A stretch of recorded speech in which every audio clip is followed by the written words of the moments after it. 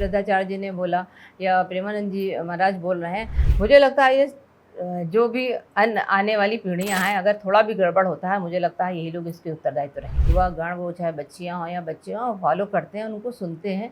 तो जब आप कुछ कहते हैं तो बहुत वो उनके मन में बहुत आघात पहुंचता है। और जो उन्होंने कह दिया है, मुझे लगता है एक ऐसी लहर समाज में कौंध गई है जिसका बुरा प्रभाव पड़ेगा। स्वामी प्रेमानंद जी ने, अनिरुद्धाचार्य ने जिस तरीके से लड़कियों को लेकर, महिलाओं को लेकर बयान दिए हैं, उस पर क्या आप विचार रखती हैं?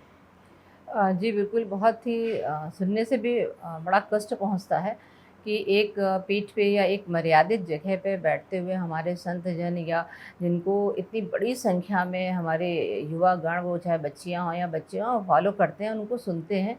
तो जब आप कुछ कहते हैं तो बहुत वो उनके मन में बहुत आघात पहुंचता है।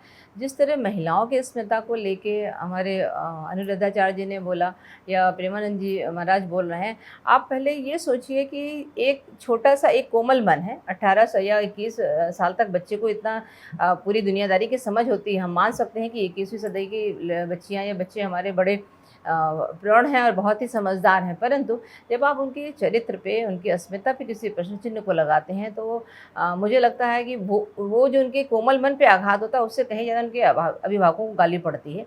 उनके जो पालन-पोषण करने वाले उनके माँ-बाप हैं, उनको लगता है कि मैंने कैसी शिक्षा दी, तो आप उस पे क्वेश्चन बिल्कुल मत उठाएँ। आपका कार्य और आपका जो दायित्व है, वो लोगों को सजग करना है और ये बताना है कि क्या उचित है, क्या अनुचित है। मगर आप सीधे-सीधे अगर किसी चरित्र पे उठाते हैं, तो मुझे लगता है महिलाओं की अस्मिता पे प्रश्न चिन्ह है, जो आपको बिल्कुल भी शोभा नहीं देता है, आपकी पीठ को शोभा नहीं देता। जिस जगह आप बैठते हैं, लाखों और करोड़ों के व्यूअर्स आपको सुन रहे होते हैं और उनको बड़ा कष्ट पहुँचता है। तो मुझे लगता है ये बहुत ही निहायत कष्टजनक बात है। कष्ट के अलावा जिस तरीके से समाज में बातें कही गई लड़कियों को लेकर, आप भी महिला हैं, आप भी लड़की रही हैं, तो आपको लगता है कि ये बातें सही है? जी, बिल्कुल सही नहीं है। जब हम ये कहते हैं कि बच्चों के साथ में बच्चियाँ हमारी कंधा मिला के चल रहे हैं, तो आप उनको उड़ने के लिए पंख तो देंगे ना। जब वो पंख से उड़ेंगी तब आप उनके चरित्र पे प्रश्न चिन्ह लगाते हैं। ये तो कहीं भी किसी भी एंगल से ना तो उचित है और ना ही कहीं से भी आपको कहने के लिए उचित है। क्योंकि आपकी जो भाषा है, एक घर का जो एक मुखिया होता है, वो 4 या 6 या 10 मेंबर्स को रख रहा होता है। आप सोचिए वो कितने अच्छे पोलाइट ढंग से उसको समझाता है, अगर कोई अच्छा या बुरा वो कार्य करते हैं। आपके प्रति तो पूरे समाज का दायित्व होता है।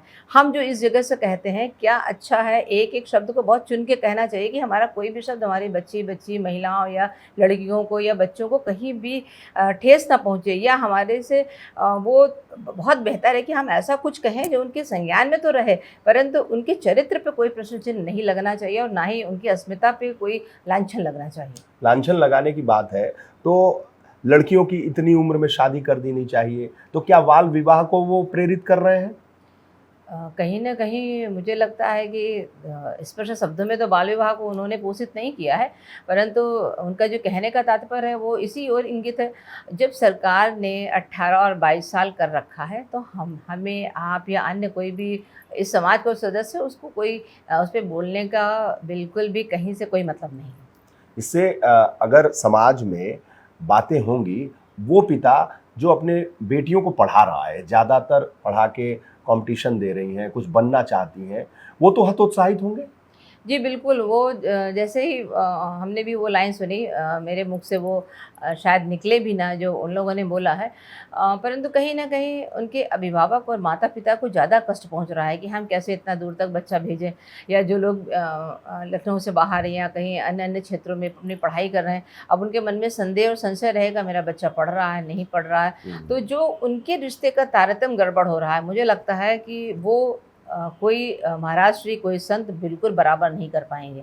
और जो उन्होंने कह दिया है, मुझे लगता है एक ऐसी लहर समाज में कौंध गई है जिसका बुरा प्रभाव पड़ेगा। समाज में माँ-बाप जो हॉस्टल्स में अपने बच्चों को रख रहे हैं, अपनी आँखों से दूर उनको रखे हुए हैं, वो पढ़ रही हैं दिल्ली, मुंबई, विदेशों में, फिर तो ये विश्वास टूटेगा ना माँ-बाप का। जी, बिल्कुल विश्वास टूटेगा और कहीं न कहीं उनके मन में भी ये रहेगा कि नहीं, मुझे वापस कर लेना चाहिए, या मुझे आगे जो उनका डिमांड रहेगा, नहीं मुझे आगे भी पढ़ाई करना है, तो वो कहीं न कहीं वो पीछे जाएँगे।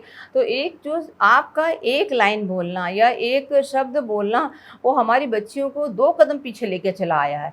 मुझे लगता है ये जो भी आने वाली पीढ़ियां हैं, अगर थोड़ा भी गड़बड़ होता है, मुझे लगता है यही लोग इसके उत्तरदायित्व रहेंगे। ये बड़ा सवाल आप खड़ा कर रही हैं जी कि बिल्कुल। ये एक आधी आबादी के लिए जो उन्होंने शब्द का प्रयोग किया है, अगर लड़कियां पीछे होती हैं, आधी आबादी पीछे होती है, तो इसके लिए जिम्मेदार होंगे। हाँ, बिल्कुल ज़िम्मेदार होंगे, क्योंकि माँ-बाप बिल्कुल यकीन नहीं कर पाएँगे कि नहीं हमारा बच्चा इतना दूर है। पहले तो वो स्वास्थ्य के रूप में सेफ नहीं थे, उन लोगों को लगता था नहीं हमारा बच्चा हॉस्टल में रह रहा है, ढंग से भोजन नहीं मिल रहा है या उनको पोषण नहीं मिल पा रहा, पहले तो वो चिंतित थे।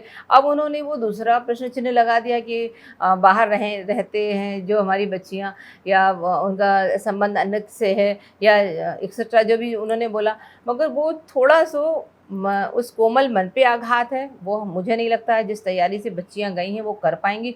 दूसरा, उनके अभिभावक गण के ऊपर एक बहुत ढेर सा प्रश्न चिन्ह लगेगा कि वो उनके लिए पैसा भेजें हॉस्टल्स में, स्कूल में भेजें, आगे की पढ़ाई कंटिन्यू करें, नहीं करें, इससे ढेर से प्रश्न चिन्ह लगेंगे। और कहीं न कहीं इन सारे का श्रेय, अगर उनका पीछे लौटना होता है तो सारा श्रेय इस तरह के कथातीत बयान पे जाएगा।